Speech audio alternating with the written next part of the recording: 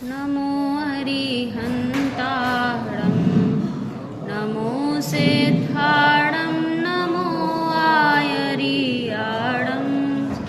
नमो वज्झायाणं नमो लोये सवसाहुणं मोक्षमार्गस्य नेतारं हेतारं कर्मभूभृतां ज्ञातारं विश्वतत्त्वानां वन्दे तद्गुणल।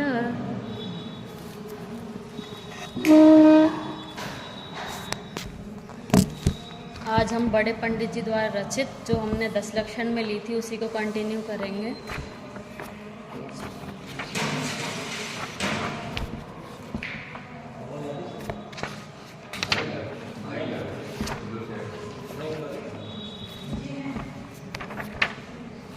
Page number 124 है।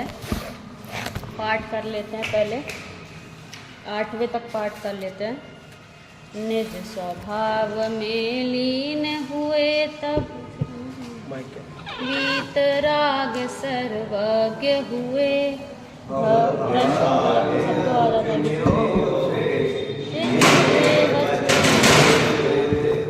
मुक्ति मार्ग मिला भव्यों को, वे भी बंधन मुक्त रहें।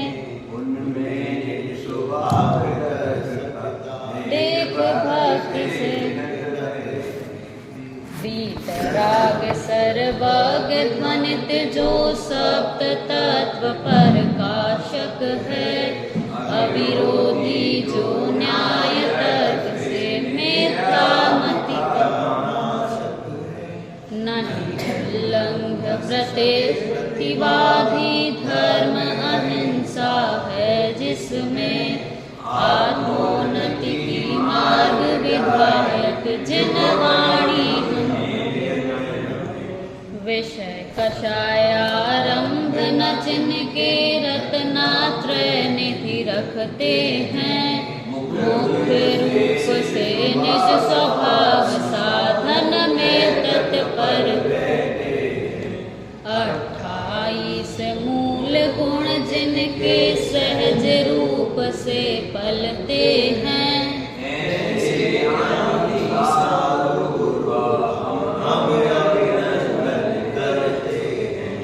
उन सम निज का हो अवलंबन, उनका ही अनुकरण करूं।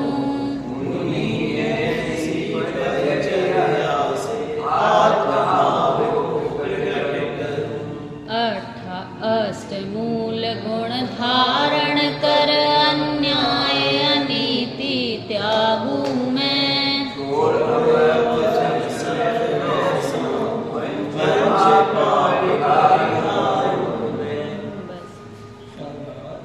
बस हमने अभी 8 तक पाठ पढ़ा, यहाँ तक अर्थ आज अपन हो सके तो देखेंगे। सबसे पहले छंद में बताया था कि जो भगवान होते हैं वे कैसे होते हैं कि वीतरागी सर्वज्ञ होते हैं। तो वो जो वीतरागता और सर्वज्ञता प्रकट हुई है वो किसके आश्रय से हुई है? यहाँ पर लिखा है कि निज स्वभाव में लीन हुए। मतलब जो सर्वोत्कृष्ट चीज़ है ना संसार में, वीतरागता, सर्वज्ञता, हितोपदेशिता, वो किसके आश्रय से हुई है कि निज स्वभाव के आश्रय से। उनको अपना आत्मा सर्वोत्कृष्ट लगा होगा। दुनिया की सभी चीज़ों में से सर्वोत्कृष्ट जब आत्मा लगा, निज स्वभाव में लीन हुए, तब वीतरागता सर्वज्ञता प्रकट हुई। ये सब हम जानते हैं कि वीतरागी किसे कहते हैं कि राग देश का नष्ट हो जाना, राग देश आदि चले जाना। इसके बाद आती है सर्वज्ञता। सर्वज्ञता माने 3 लोक के सभी पदार्थ एक साथ प्रत्यक्ष जिनके ज्ञान में झलकें, वो होती है सर्वज्ञता। तो पहले वीतरागता होती है, फिर सर्वज्ञता होती है। ऐसा क्यों लिखा है?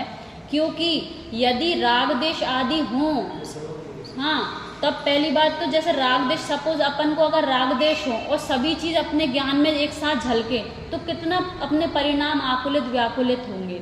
इसलिए पहले वीतरागता आती है। गुणस्थान अपेक्षा देखें तो 12वें गुणस्थान को कहते हैं क्षीण मोह। उस समय मोह चला जाता है, मोह राग देश आदि नष्ट हो जाते हैं। इसके बाद 13वें गुण स्थान में केवल ज्ञान होता है जीव को। तो सर्वज्ञता कब हुई? जब वीतरागता हुई, इसके बाद सर्वज्ञता हुई। वीतरागी के वचन ही हितोपदेशी हो सकते हैं, क्योंकि जिसने जाना ही नहीं है वो कैसे हित का उपदेश दे सकता है। जैसे सपोज हम किसी ने किसी घटना को नहीं देखा और हम उससे पूछें कि वहाँ पर क्या हुआ था, तो वो कुछ भी कहेगा। अगर वो पीछे से ये बात कह दे कि मैं वहाँ नहीं था, मैंने ऐसा सुना था, ऐसा हुआ था, तो क्या उसकी बात को हम प्रामाणिक मानेंगे? क्या नहीं मानेंगे, क्योंकि जब उसने वो चीज़ देखी नहीं है तो वो कैसे उस चीज़ को कहेगा।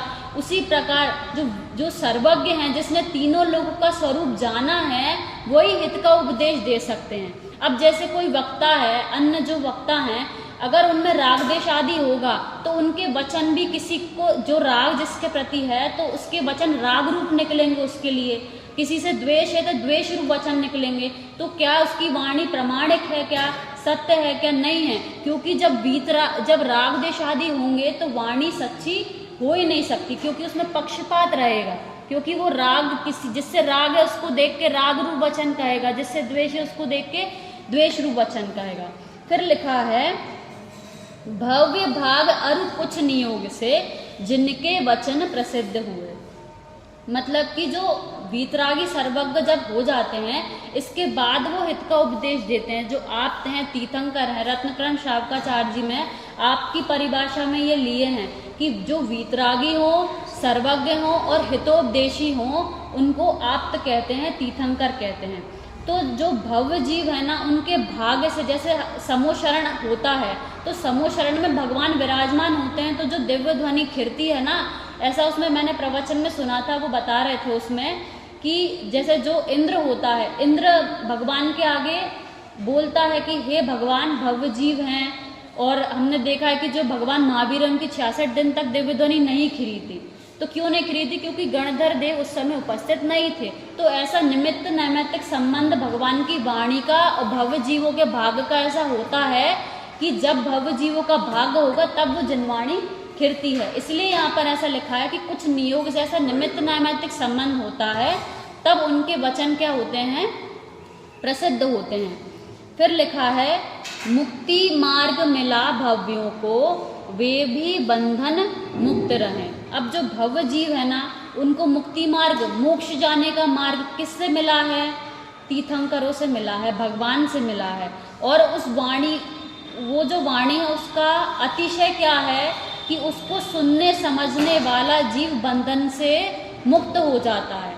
इससे ये सिद्ध होता है कि हमने अभी तक वाणी सुनी नहीं है, केवल कर्ण इंद्रिय से सुनी है, उसका भाव वासन अभी हमें नहीं हुआ, इसलिए अभी तक हम बंधन में पड़े हुए हैं। तो ये जो वाक्य है ये बता रहा है, लाइन जो बता रही है कि भव्य जीव वो हैं जिन्होंने भगवान की वाणी को सुना है, समझा है, हृदयंगम किया है। वो कैसे हो गए हैं? बंधन से मुक्त हो गए हैं। उनमें निज स्वभाव दर्शकता देख भक्ति से विनत रहें। इसका अर्थ ये है कि वे भव्य जीव मुक्ति मार्ग को सुनकर समझकर बंधन से मुक्त होकर इतने विनत रहते हैं, इतने भक्तिवान रहते हैं। जैसे हमने तब भी एग्जाम्पल देखा था कि जैसे कोई जीव है, उसको कोई किडनैप करके पाकिस्तान ले गया, ठीक है, और कोई जीव वहाँ पे उसको रास्ता बता दे कि ये जो सुरंग है इससे आप अपने घर तक पहुंच जाओगे, तो वो उस जीव का उपकार जिंदगी भर नहीं भूलेगा, क्योंकि उसने उसको बंधन से मुक्ति का मार्ग बताया है। ऐसे ही वे भव्य जीव जो होते हैं, उन्हें ऐसा भक्ति भाव होता है कि हम कैसे हो गए हैं? बंधन से मुक्त हो गए हैं। फिर लिखा है वीतराग सर्वज्ञ ध्वनित जो सप्त तत्व प्रकाशक है। वो अब यहाँ पे जिनवाणी की बात आ गई कि जो जिनवाणी है वो किसी अन्य सामान्य मनुष्य की वाणी नहीं है। वो किसकी वाणी है? वीतरागी और सर्वज्ञ के द्वारा ध्वनित है, उनके द्वारा लिखी गई है।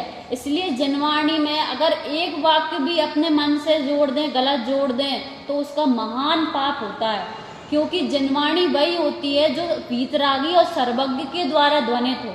क्योंकि हम अल्पज्ञ हैं तो हमारा ज्ञान उतना ही है ना, तो उतने ज्ञान के कारण हम सही बात नहीं कह सकते जो बात वो कह सकते हैं। तो वीतरागी और सर्वज्ञ के द्वारा ध्वनित है वो क्या है, जिनवाणी है।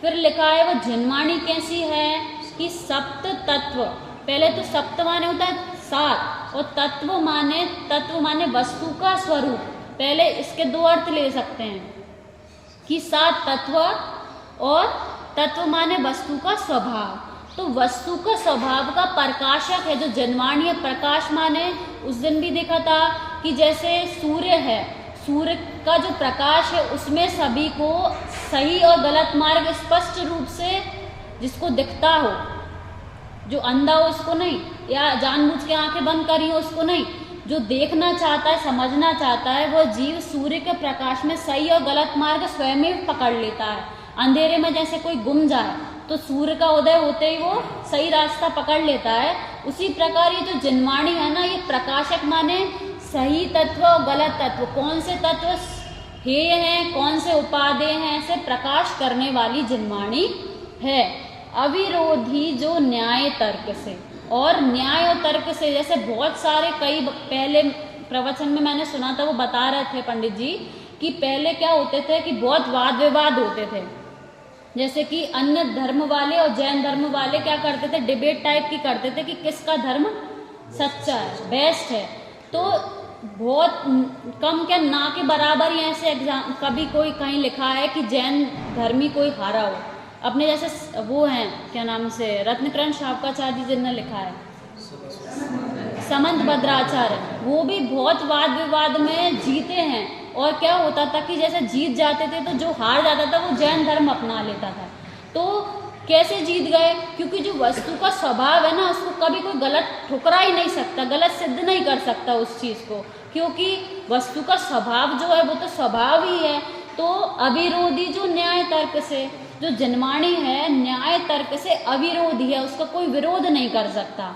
मिथ्या मति का नाशक है, और जो जिनवाणी है हम पढ़ते हैं उसको तो कितनी सारी हमारी जो मिथ्या मति है, मिथ्या मान्यताएं हैं, वो कैसी होती है, नाश को प्राप्त होती हैं। फिर लिखा है नहीं उल्लंघ सके प्रतिवादी, धर्म अहिंसा है जिसमें, मतलब वही जिनवाणी की बात यहाँ पर लिखी है कि जिस जिनवाणी में अहिंसा का स्वरूप बताया है उसको कोई प्रतिवादी उल्लंघन नहीं कर सकता। आत्मोन्नति की मार्ग विधायक जिनवाणी हम नित्य नमे, ऐसी जिनवाणी को हम वंदन करते हैं जो आत्मोन्नति का मार्ग, हमारी आत्मा की उन्नति माने मोक्ष सुख को कैसे मोक्ष सुख दिलाने वाली जिनवाणी माँ को हम नित्य नमस्कार करते हैं। फिर लिखा है आगे, ये बहुत अच्छा छंद है, यहाँ पर गुरुओं का स्वरूप बताया है। यहाँ पर विषय कषाय आरंभ न जिनके रत्न त्रय निधि रखते हैं। मुनिराजों को दिखता तो है लेकिन वो उसको विषय नहीं बनाते।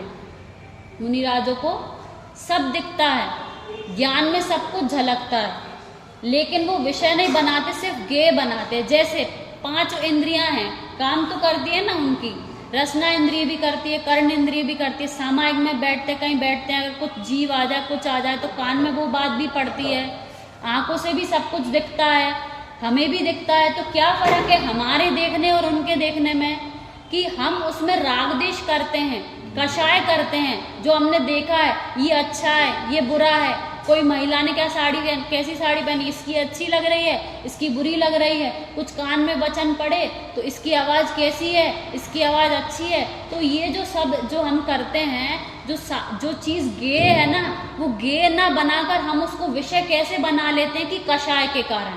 इसलिए यहाँ पे पहले विषय और कषाय। अभी और 1-2 बातें और देखेंगे कि यहाँ पे पहले विषय क्यों लिया है फिर कषाय क्यों लिया है। पहले ये चीज़ समझ में आ गई होगी सबको कि मुनिराजों को दिखता तो है लेकिन वो उसको विषय नहीं बनाते। क्यों? क्योंकि वो राग देश उसमें नहीं करते।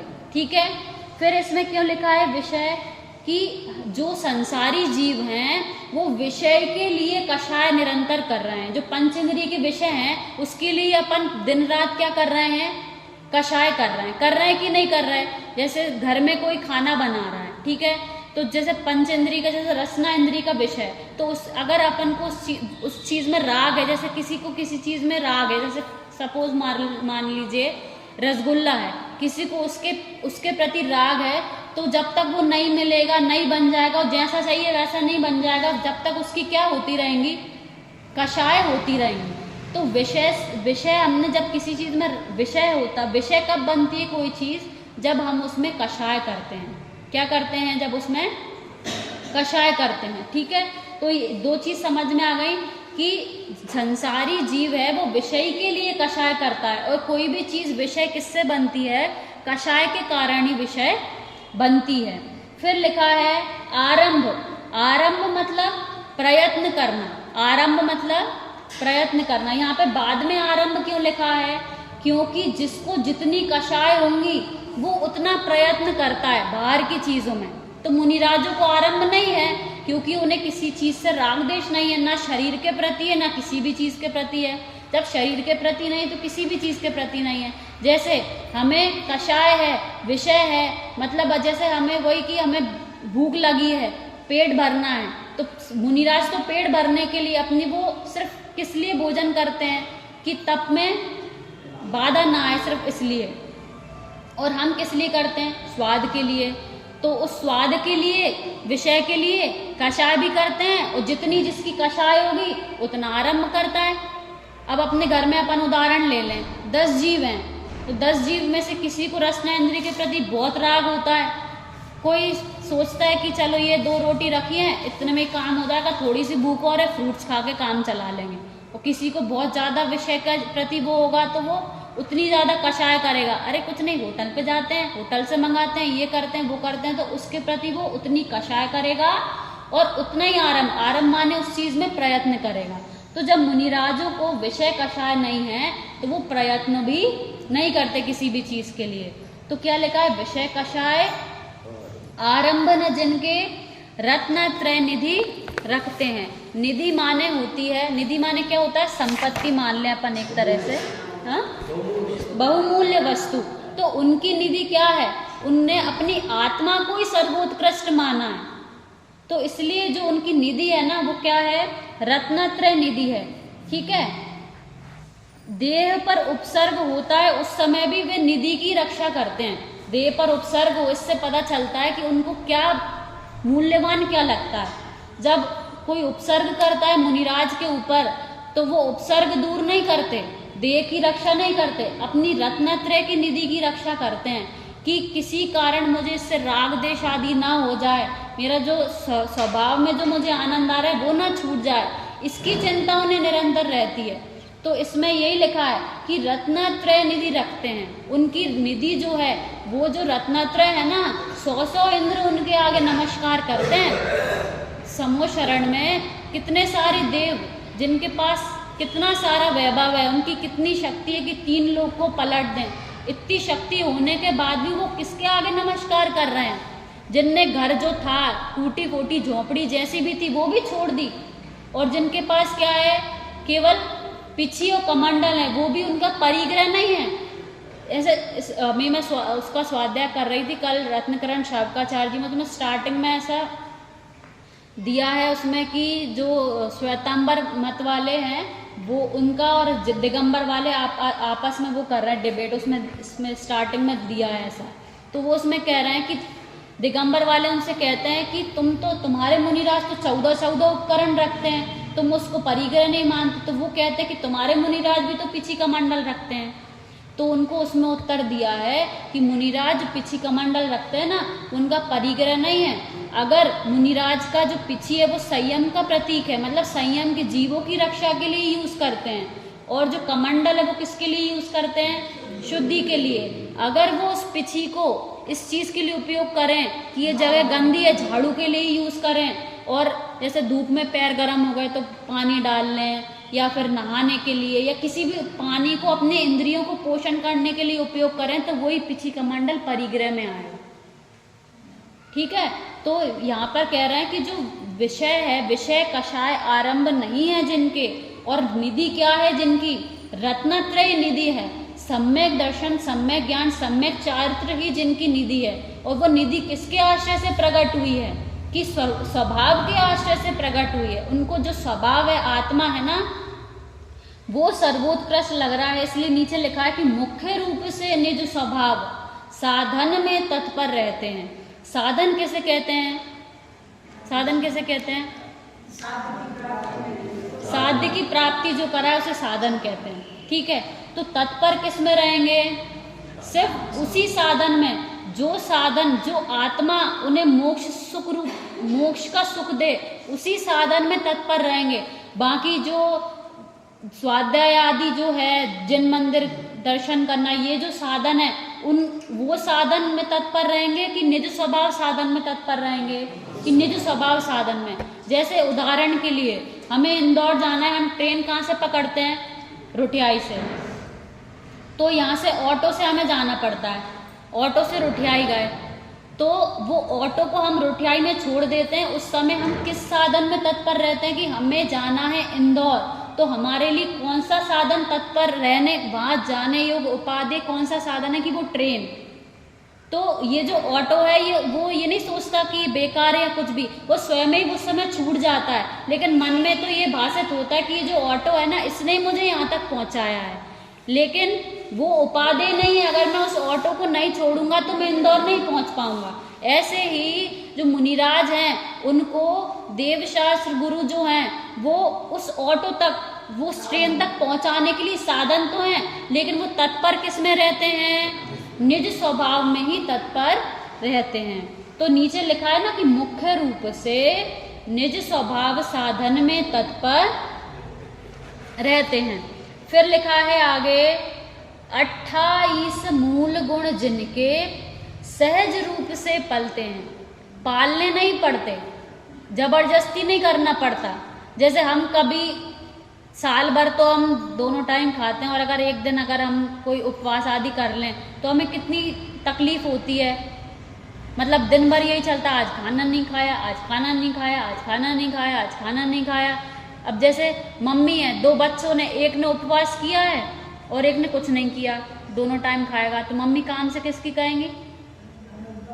अगर जैसे कोई स्वाध्याय कर रहा है, उसने उपवास नहीं किया, वो स्वाध्याय कर रहा है, और एक ने उपवास किया है, तो मम्मी क्या कहेंगी? उसका उपवास है, उसने कुछ नहीं खाया, उसने खाना नहीं खाया, उसने पानी नहीं पिया, उसने ये नहीं किया, और वो स्वाध्याय कर रही है, तो किससे काम की कहेंगी? जिसने, जो स्वाध्याय कर रहा है, भले उसको स्वाध्याय से उठाना पड़े, तो वो कहती है कि मम्मी उसने तो ये नहीं किया, ये नहीं किया, ये नहीं किया, मैंने तो ये किया, ये किया, ये किया, तुम्हें क्या दिखाई दे रहा है? कि जो नहीं किया, नहीं किया, नहीं किया दिखाई दे रहा है। ऐसे ही जो मुनिराज हैं, वो सहज रूप से उनके 28 मूल गुण पलते हैं, पालने नहीं पड़ते। जैसे कोई माता है, अपने बच्चे को पालने के लिए, जैसे एक तरफ है उसके बच्चे और एक तरफ उसके जेठ जेठानी और पूरे परिवार वाले, तो माता को कषाय किसको खिलाने में होती है? परिवार वालों को खिलाने में तो 10 बार गिनाएंगी कि इसको खिलाया हमने, ऐसा किया कि वैसे तो 2 रोटी खाते थे, आज 4 खाई, 2 और बनानी पड़ी मेरे को, आज ऐसे ऐसे मेरे को करना पड़ा। तो इसमें तो क्या लग रहा है, क्योंकि उसको, उसमें वैसा भाव नहीं है ना खिलाने का। अब माता को अपने बच्चे के प्रति क्या लगता है? अरे बेटा आधी रोटी और खा ले, कहीं बाहर से आएगा तो अरे तू इतने दिन बाद आया है, तो उसको सहज रूप से, अपनी जो माता होती है वो सहज अपने आप ही करती है। सुबह उठ जाएगी, ट्रेन होगी तो उसके लिए जो जो बनाना है वो सब बना देगी, तो ये सब सहज होता है, उसको करना नहीं पड़ता। ऐसे जो मुनिराज होते हैं, 28 मूल गुण वो सहज पालते हैं। कैसे सहज पालते हैं? कि जब आत्मा अच्छा लगे तो भाषा समिति अपने आप पल जाती है। कैसे? कि ऐसे वचन नहीं बोलेंगे कि किसी को बुरे लगें, बुरे वचन तो दूर गए, बोलते ही नहीं है। ऐसे दिन भर ये चर्चा नहीं करेंगे कि हम ये थे, हमारा ये व्यापार था, हम यहाँ रहते थे, हमारे माता पिता ऐसे थे वैसे थे, ये चर्चा तो दूर। अगर भाव आया, सा राग आया, तो धर्म की ही बात करेंगे। ऐसी भाषा समिति निकलेगी कि वो जीव भी मोक्ष मार्ग में लग जाए, इसके अलावा अन्य कोई बात नहीं करेंगे। देखकर चलेंगे, देखकर आर लेंगे, कहीं और इधर उधर नहीं देखेंगे, अपने आप स्वयं वो पलती, क्योंकि उन्हें लगता है ना कि जैसे मैं जीव हूँ, ऐसे ये जो अन्य जीव है वो भी जीव है, हमें तो क्या है कि अगर मुनिराज को आहार में कुछ दिख गया, अंतराय कर लेते हैं, अंतराय हो जाता है उनका, और हमको किसी ने, हमने बहुत मुश्किल से बांट के उसका बादाम का हलवा बनाया हो और एक ही चम्मच खाया, उसमें कुछ गिर गया, अरे गिर जाने दो, हटा दो, खा लो ये तो हमें क्या है, उसके प्रति राग है, हम नहीं पाल सकते वो, क्योंकि अभी राग देश अंदर में पड़ा है ना। तो जो बाकी जो समिति है, ईर्ष्या समिति, आदान निक्षेपण समिति, आदान निक्षेपण समिति माने देखकर उठाना और रखना। जैसे कोई बहुमूल्य वस्तु होती है, जैसे कोई जौहरी होता है, वो रत्नों को, जैसे हम कपड़े फेंक देते हैं बिना धुले, कोई भी अन्य वस्तुओं से फेंक देते हैं, ऐसे ही फेंकता है क्या वो जौहरी अपने रत्नों को बिल्कुल संभाल कर, जो उसकी क्लिप होती है ना उठाने की, उसी से उठाता है, हाथ से नहीं उठाता कि कहीं गिर जाए तो, क्योंकि वो बहुमूल्य है ना, उसकी कीमत है। ऐसे ही मुनिराजों को जैसे अपनी आत्मा की कीमत होती है, ऐसे अन्य जीव की आत्मा की भी कीमत होती है कि वो भी जीव है। तो कोई चीज उठाएंगे और रखेंगे तो उस जीव की रक्षा के प्रयोजन से उठाएंगे और रखेंगे, ऐसे पटकेंगे नहीं। तो आदान निक्षेपण समिति, प्रतिष्ठापन समिति मतलब मलमूत्र आदि विसर्जित करेंगे तो देख के ही विसर्जित करेंगे, ऐसे कहीं पर भी जीव बिना जीव देखे आदि ये सब नहीं करेंगे।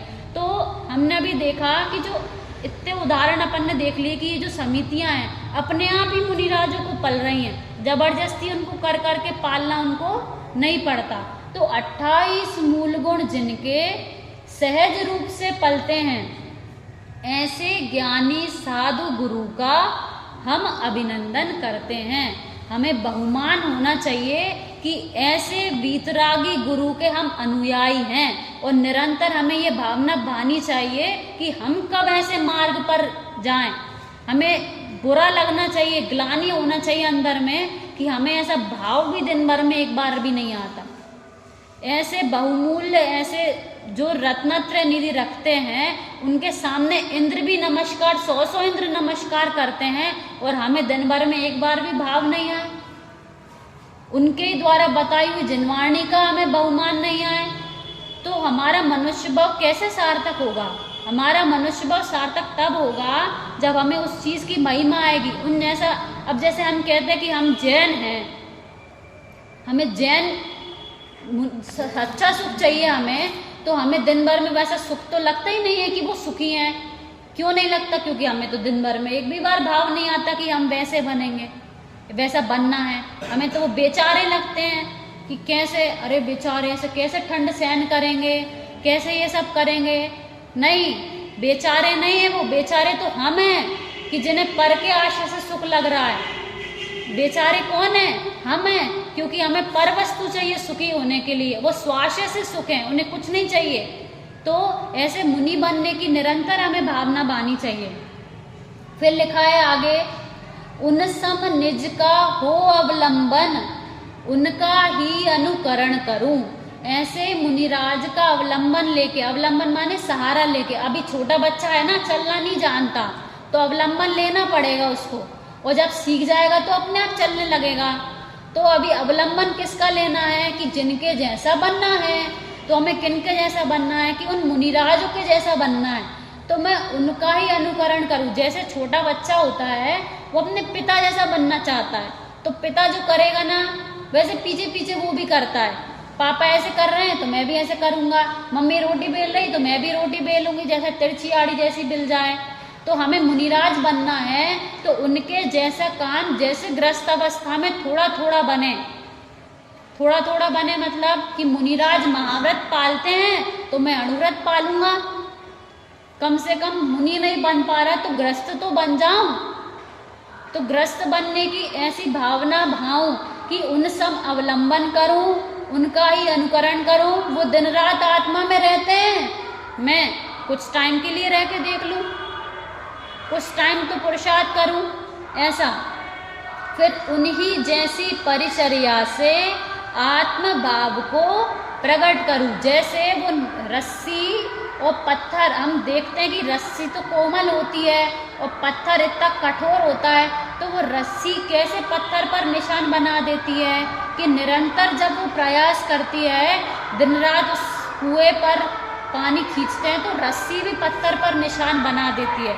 ऐसे ही निरंतर जो हमारा मिथ्यात्व जो है ना, अनादि का मिथ्यात्व, निरंतर अपनी आत्मा में थोड़ा थोड़ा पुरुषार्थ अगर जीव करेगा तो निरंतर पुरुषार्थ करने से एक ना एक दिन उनकी जैसी दशा हमारी होगी, क्योंकि उन्होंने भी ऐसे किया है। निरंतर प्रयास करने वाले जीवों को जो दशा प्रकट हुई है, उनको किसके आश्रय से हुई है? अपने आत्मा के आश्रय से ही प्रकट हुई है। और ऐसे एकदम से तो बहुत कम, जैसे भरत जी जैसे बहुत कम जीव होते हैं कि अंतर्मूर्त में केवल ज्ञान हो गया उनको, ऐसे बहुत कम जीव होंगे। हमें चाहिए बिल्कुल एकदम आदत पड़ गई कि बिल्कुल जो चीज़ मांगी और वो मिल जाए, निरंतर बिल्कुल तुरंत मिल जाए। ऐसे मोक्ष मार्ग नहीं मिलने वाला, ऐसे मुक्ति नहीं मिलने वाली, पुरुषार्थ करना पड़ेगा उसके लिए। उन्हीं जैसी परिचर्या से आत्मभाव को प्रकट करो। एक बार और ये 7वें छंद तक पाठ पढ़ लेते हैं और सोचना, इसको दिन भर विचार करना, बहुत अच्छा पाठ है। निज स्वभाव में लीन हुए तब वीतराग सर्वज्ञ हुए, भाव भाग और कुछ नियोग से जिनके वचन प्रसिद्ध हुए, मुक्ति मार्ग मिला भव्यों को बेवी बंधन, उनमें निज स्वभाव दर्शकता, वीतराग सर्वज्ञ ध्वनित जो सप्त तत्व प्रकाशक है,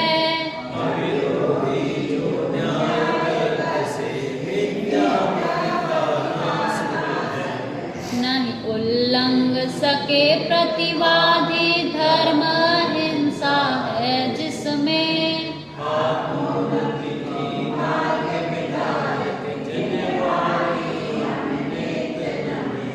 विषय कषाय आरंभ न जिनके रत्नात्रय निधि रखते हैं,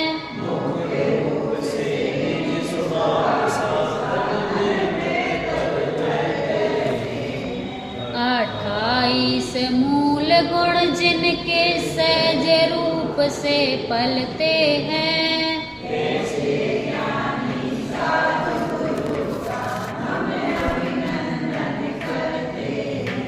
उन समनिज का हो अवलंबन, उनका ही अनुकरण करूं, उन्हीं जैसी पर